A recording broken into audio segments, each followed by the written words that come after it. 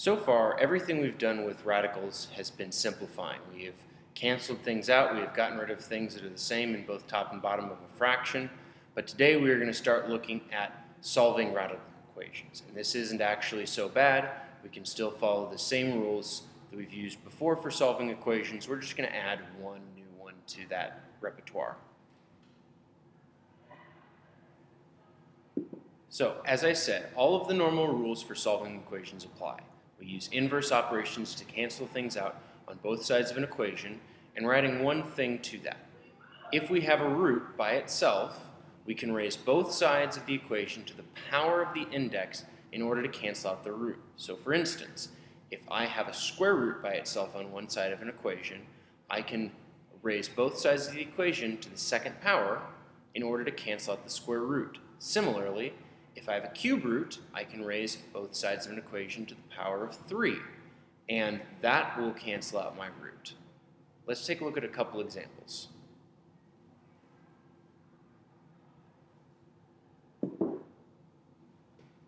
Okay, this first example up here, I have the square root of x plus 3 minus 5 equals negative 3. Now, before I can go canceling out the square root, I need to get the square root by itself. So I need to get rid of this negative 5. So I'm going to add 5 to both sides. And that'll give me 2 on the right side.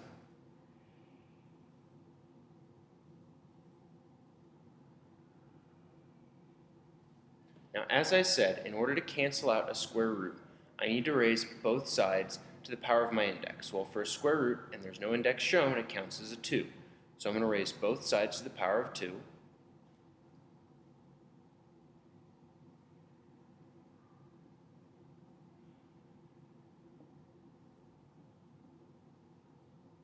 So now I've got a square root and a squared, and these are going to cancel out. Which means I'm just going to have x plus 3 on the left side now. On the right side, I take 2 to the second power, 2 times 2, and that gives me 4. And I just finished solving the equation now, so I'm going to subtract 3 on both sides.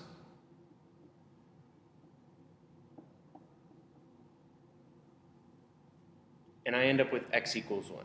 Real simple, just like that. Let's take a look at the second equation down here. I'm going to do the same type of thing. I want to get rid of this 3 for starters, and then I'm going to get rid of this 2 so I have my square root by itself.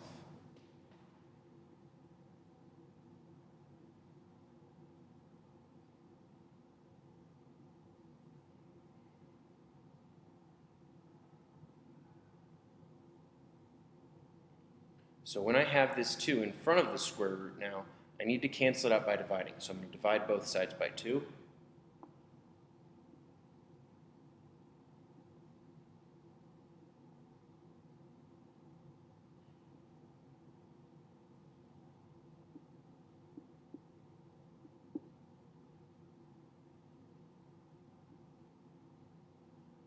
So I have x minus 6 equals 36, and I'm going to square both sides.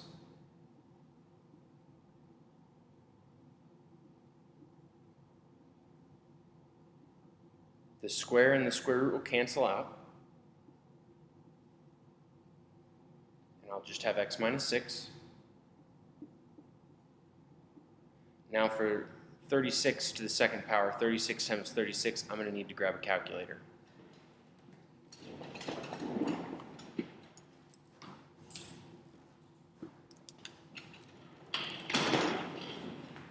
So 36 to the second power should give us 1296.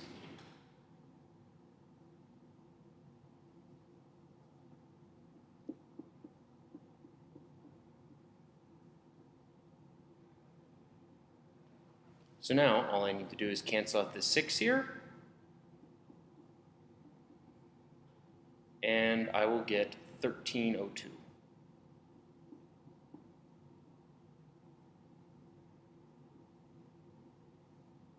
Just like that. Let's take a look at one last example.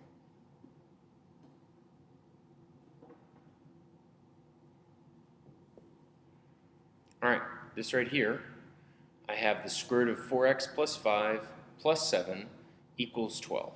So I'm going to start out by canceling out the 7, subtract from both sides.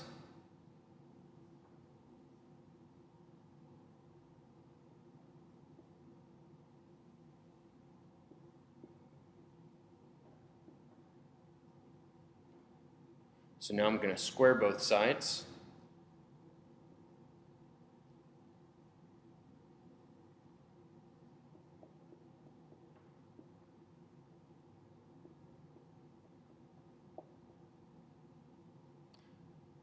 Five squared gives us 25, and here the square and the square root will cancel.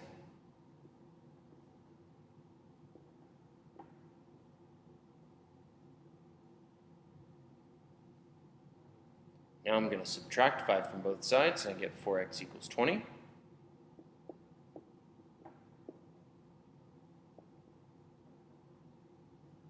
And lastly, we divide by 4.